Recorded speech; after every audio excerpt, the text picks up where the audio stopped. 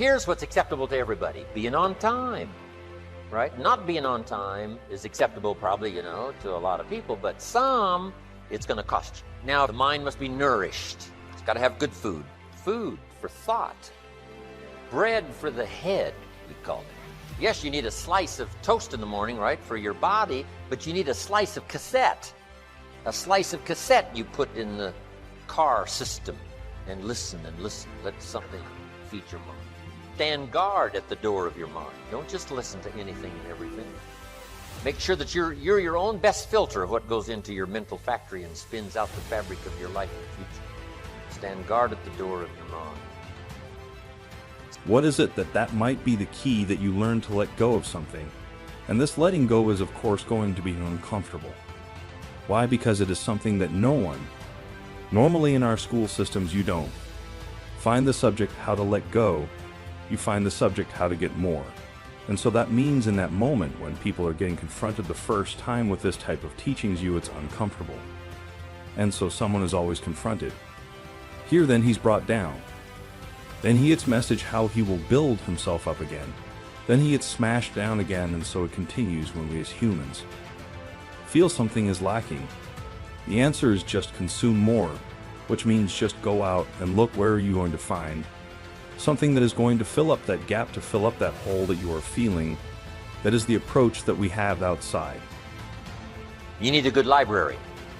And in this library you need all kinds of diversity. You need a book on Gandhi and you need a book on Hitler. Gandhi to show you how high and lofty someone's ambitions that are noble can go, and the other one to show you how despicable and low someone can sink in terms of pure evil embodied in a human. Don't be afraid of the debate. Don't be afraid of the health debate. Don't be afraid of the religious debate, the spiritual debate. Don't be afraid of something you believe in to be challenged, because that's where the vigor and the flourishing of something is. It survives the debate. If it survives the debate, it's a pretty good idea. A senator in Washington, D.C. says, I got a great idea. Somebody says, oh, let's grab it and run with it. Say, no, we don't just grab it and run with it. What's the Senate for? To debate.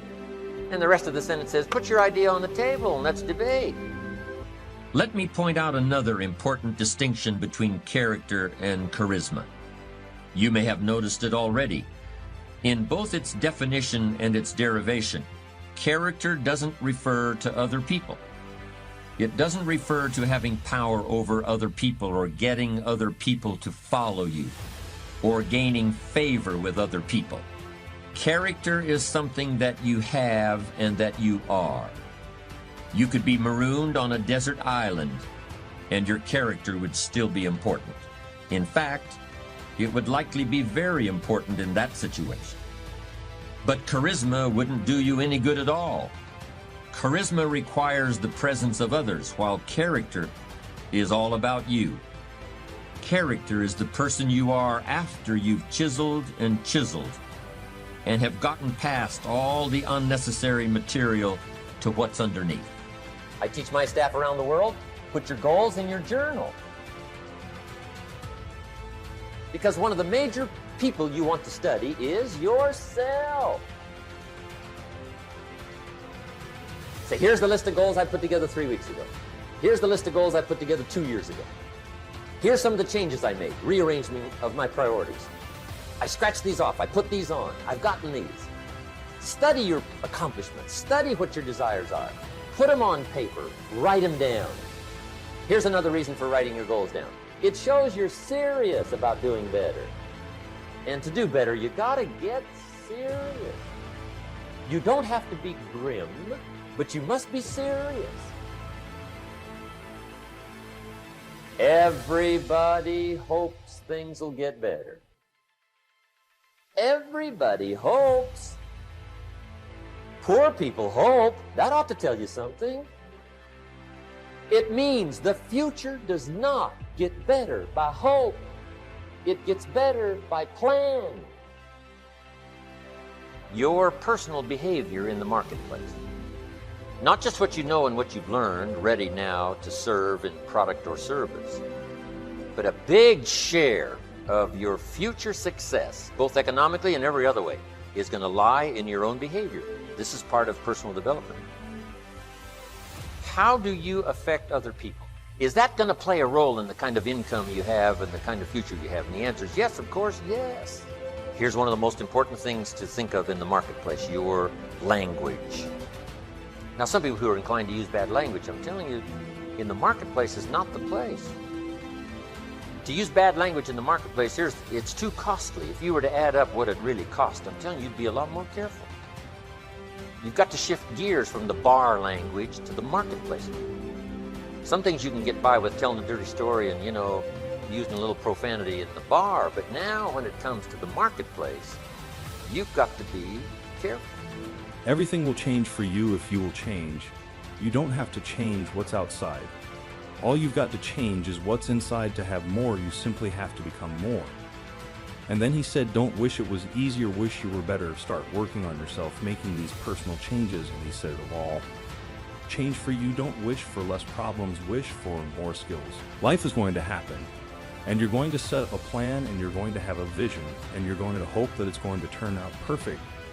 But what so often happens in life is that things get burned and things go the wrong way, and it's in that moment that you're going to have to choose your reaction.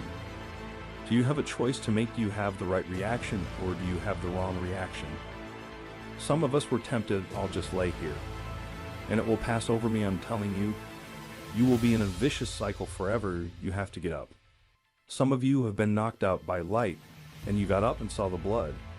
He hit me. Sometimes in life you have to hit back, recycle your pain, get something from it. You're already in pain. Use it, do something with it, allow it to take you to the next level. Allow your pain to push you to greatness. Here's a key phrase: beware of using inside lingo on the outside world. All the computer guys had to learn that, right? They got off in this spacey kind of language stuff, and they found out people that bought their computers didn't know how to run them simply because they couldn't understand the language. Now they had to say, well, we can use this language among ourselves, the computer lingo among ourselves, but we got to shift gears now in the marketplace and make this user-friendly in terms of language that people can understand. So, strange language in the inside circle of business and so on is okay, but you have to sort of shift gears now when you get out into the marketplace. Get up, your mama needs you, your daddy needs you, your children need you. Get up, your why is going to push you when you can't push yourself.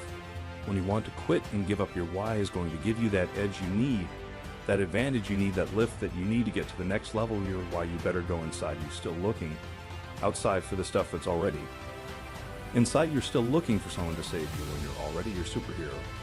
You're looking for some information from somebody when you already got what you need in your head. It's just time for you to get up and be the best version of you.